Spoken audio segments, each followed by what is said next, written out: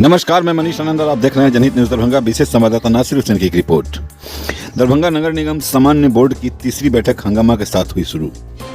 बैठक में जल जमाव, पीने के पानी की समस्या सहित कई मुद्दों पर पार्षद उन्होंने अपनी बात रखी और बोली। दरभंगा नगर निगम के सभागार में सोमवार को हुई नगर निगम की वर्ष की तीसरी सामान्य बोर्ड की बैठक, जिसकी अध्यक्षता महापौर अंजुम आरा ने किया, जिसमें शहर से जुड़े समस्याओं और उनके समाधान को लेकर चर्चा की गई। बैठक में मुख्य रूप से पदेन सदस्य डॉक्टर गोपाल जी ठाकुर, नगर विधायक संजय सरावगी, उप महापौर नाजिया हसन, नगर आयुक्त कुमार गौरव, उप नगर आयुक्त नगर प्रबंधक अजहर हुसैन, नगर अभियंता सऊद आलम, राजस्व पदाधिकारी प्रजापति मिश्र एवं कार्यालय अधिकारी मुख्तार अहमद खान सहित विभिन्न विभागों के पदाधिकारी और सशक्त अस्थायी समिति के सदस्य शत्रुघ्न प्रसाद यादव, नारियद यादव, नफीजुल हक रिंकू, मोहम्मद रियासत अली, गंगा मंडल, अमृता जलान, फिरोज आलम और विभिन्न वार्डों के पार्षदगण ने इस सामान्य बोर्ड की बैठक में भाग लिया। बैठक में मुख्य रूप से पार्षदों द्वारा लगातार हो रही जल जमाव और पीने के पानी की समस्या के साथ साथ शहर में लगे हुए स्ट्रीट लाइट से जुड़े समस्याओं को मुख्य मुद्दा के रूप में बैठक में पार्षदों ने उठाया। बैठक में कुछ देर हंगामेदार रही। वहीं बैठक में बुडको और पीएससी द्वारा कार्य में लापरवाही करने का आरोप लगाया गया, जिसके जवाब में पीएचडी के इंजीनियर बैठक में बताया किस किस जगह वार्ड में और किन किन जगहों पर चापाकल लगाया गया है, जिसमें वार्ड नंबर 4 में मंदिर के पास, वार्ड नंबर 3 में दुर्गा मंदिर के पास आजमनगर में और वार्ड नंबर 7 में कबड़ा घाट, वार्ड नंबर 12 में बस स्टैंड कैदराबाद और दूसरी जगह मंदिर के पास भी एक चापाकल लगाए गए हैं। सशक्त अस्थायी समिति सदस्य एवं वार्ड 31 के पार्षद नफीजुल हक रिंकू ने कहा कि आज अतिक्रमण के कारण शहर की स्थिति और व्यवस्था पूरी तरह चौपट हो गई है। नदी नाले में टैंकों द्वारा गंदा पानी घर के आन द्वारा निकाला जाता है, उसे सभी घर वालों को चिन्हित कर नोटिस कर दिया जाना चाहिए और नदी साफ रहे, इस पर पहल करनी चाहिए। नदी सफाई योजना कार्यक्रम के तहत नदियों की सफाई करने की पहल की जा रही है। साथ ही साथ जिन नर्सिंग होम या प्रतिष्ठान की गंदा पानी नाला में बहते चिन्हित कर कार्रवाई करते हुए नोटिस भेजी जाए। वार्ड 4 के जमादार को बदलना है। सख्त अस्थायी समिति के बैठक सभी 48 वार्डों में ऑपरेटर डेस्क फुल कंप्यूटर के लिए सरकार को प्रस्ताव भेजा जाए। टी बाजार मार्केट पीपी मोड़ हटाया जाए और कंप्यूटर क्षेत्र को सभी विभागों से जोड़ा जाए। छठ पूजा को लेकर छठ घाटों की सफाई के लिए प्रयास जल्द शुरू किया जाए। आवारा पशुओं से लोगों को हो रही समस्याओं के संबंध में वार्ड 46 के पार्षद ने ध्यान आकर्षित कराया। सड़क को जल नल योजना के लिए तोड़ा गया था, वो अभी तक बन नहीं पाया है।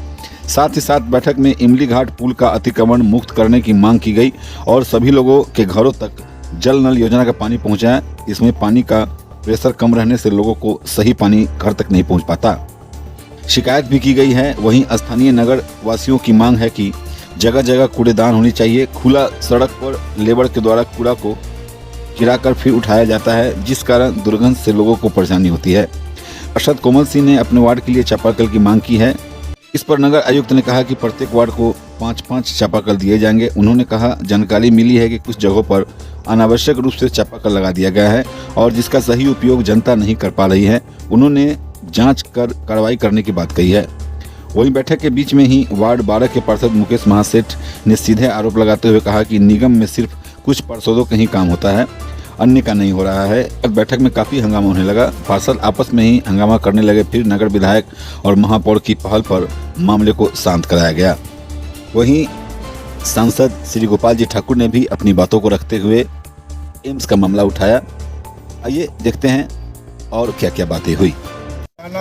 चाहते हैं शोभन में ही, तो शोभन में एम्स के लिए ज़मीन सारा उपलब्ध करवावे। वहाँ पर जो भी एम्स के लिए चाहिए साधन उसको निश्चित रूप से 100 समय उपलब्ध करावे, ताकि भारत की सरकार एम्स बनाने के लिए जहाँ पर डायरेक्टर भेजने का काम किया, जहाँ पर मिट्टी का भराई भी हो गया था, 81 एकड़ ज़मीन भी हैंड ओवर हो गई थी।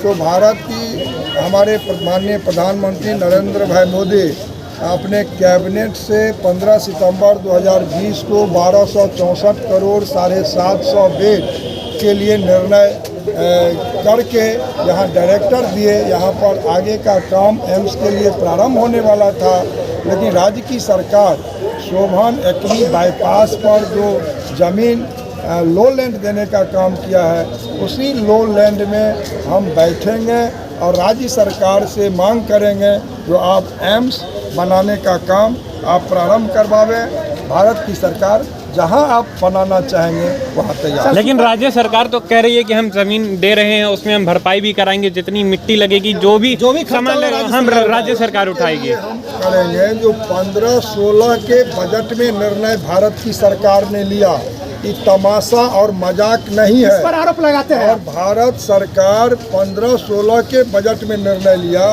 ये आप कौन ईस्वी में बात कर रहे हैं? 23 8 साल गुजर रहा है, ये तमाशा नहीं तो और क्या है।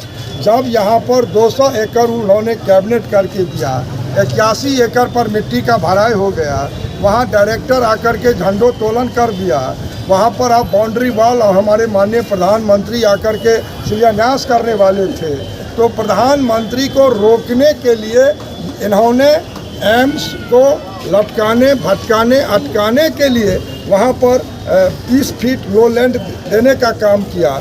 और यदि राज्य की सरकार को बनाना है वहाँ पर तो भारत की सरकार तैयार है, उभर करके अप टू डेट करके जितना ज़मीन मांग कर रही है भारत सरकार उतना ज़मीन उपलब्ध है। तो क्या आप जो कह रहे हैं कि ये जो लटकाने भटकाने का काम कर रही है सरकार, तो क्या ये जो केंद्र सरकार है और बिहार सरकार है लोकसभा को लेके कर रही है, लोकसभा इसी पे लड़ेगी?